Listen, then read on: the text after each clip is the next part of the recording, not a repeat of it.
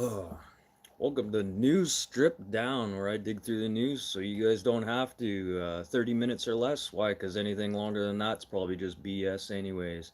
Today is March 27th, Friday, 2026. It's minus 12 degrees Celsius. That's 10 degrees Fahrenheit to you guys down in the States.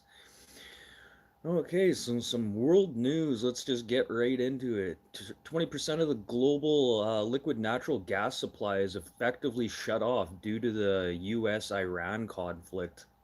Uh, Russia is threatening to send Europe bound liquid natural gas somewhere else with routes through the Arctic being closed until July. They're probably going to be sending this liquid natural gas directly to China. So energy costs are probably going to start bumping up a little bit more in Europe there. So I don't know what you got, what to say to you guys. Everything's getting more expensive. It's the way it's going to be, and Russia seems to be being the real winner at the end of the day when it comes to this conflict. Getting around not just trade barriers, but embargoes against them too.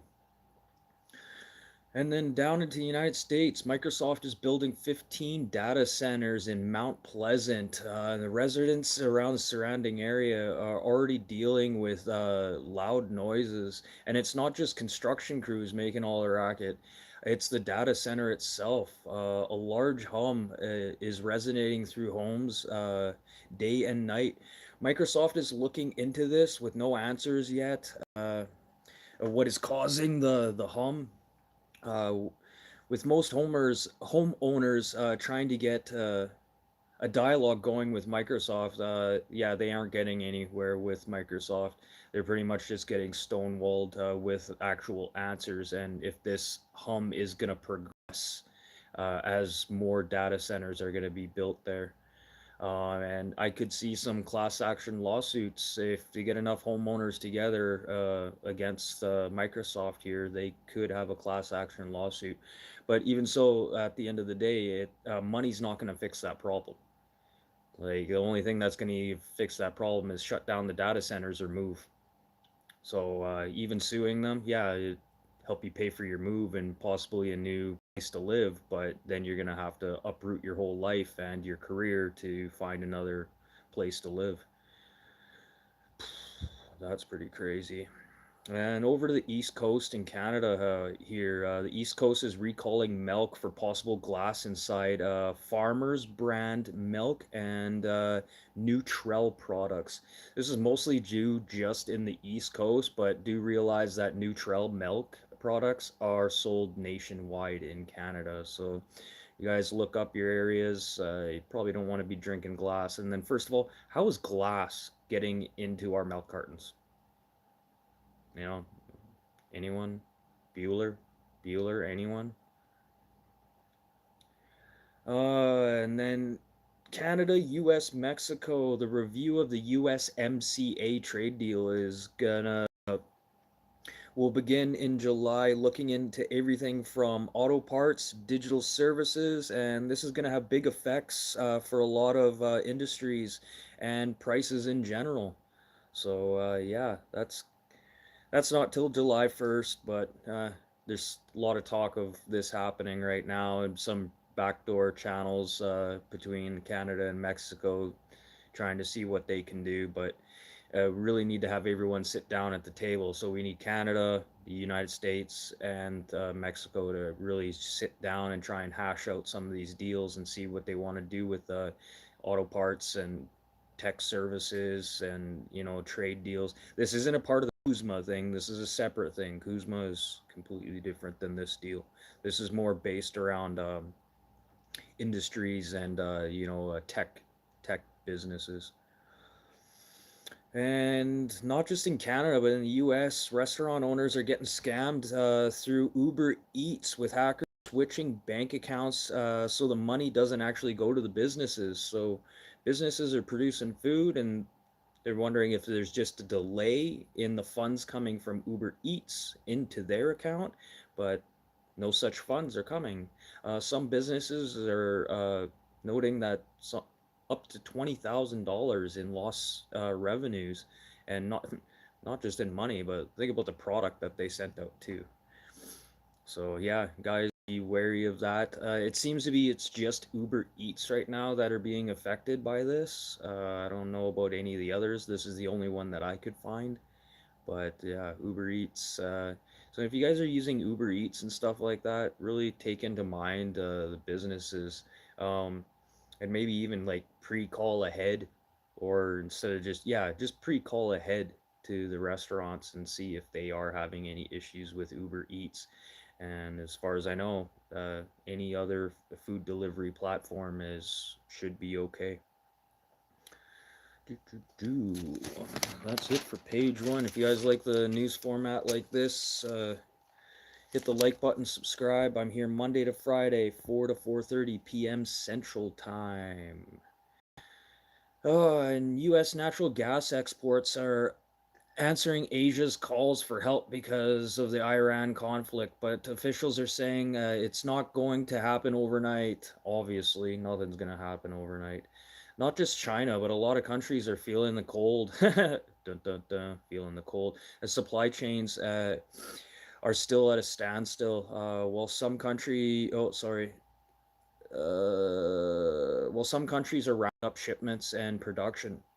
This almost seems like the chaos was almost premeditated by the, sitting in president right now of the United States. Um, like this could have been done a little bit better. If you knew you're going to be attacking a country like this, and with you saying it was only going to take so long, as of tomorrow, this will be 4 weeks, 1 month that this conflict has been going on. Trump said that this conflict would be going on anywhere from 3 weeks to 5 weeks, and yeah, this something needs to get done about this ASAP. But something should have been done about these supply chains beforehand, before this invasion, because now it's just screwing everyone else over. Like the whole world is in an uproar. Look at the stock markets. Like look at the fuel costs right now. And the UK is talking, well, not just UK, Europe is talking about a new shutdown, and it's not going to be because of a virus or anything. It's going to be an energy shutdown. So what they're going to do is, if you can work from home, they're asking you to work from home. They don't want people spending too much resources, going to and from work. And then they're also asking people, if you don't have to leave home, don't. Stay at home, stay in place as much as you can right now to save on resources. But yeah, so this could be happening globally here with what's happening in Iran right now. No, I'm not a veteran. B related content. No, this is news stripped down, is what this is. 30 minutes or less news content. Why? Because anything longer than that's just BS, anyways. And then with prices climbing, we still have yet to see prices change in food costs right now with rising fuel costs. Yeah, normally fuel costs and food costs kind of go hand in hand right now. I said, with this conflict in Iran that's happening right now, we haven't really seen anything with our food costs going up. But if this continues on a couple more weeks longer, yeah, supermarkets and grocery stores are going to start having to bump up their prices because delivery fees, fuel costs, it's all going to add up eventually. And one way or another, they're going to get us for it. Trust me, not everything comes with a price. And apparently at the end of the day, we're the ones that are going to have to pay for it. Uh, t- t- t-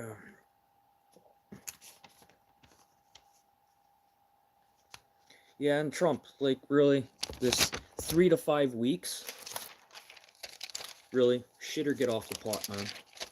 Literally, shit or get off the pot.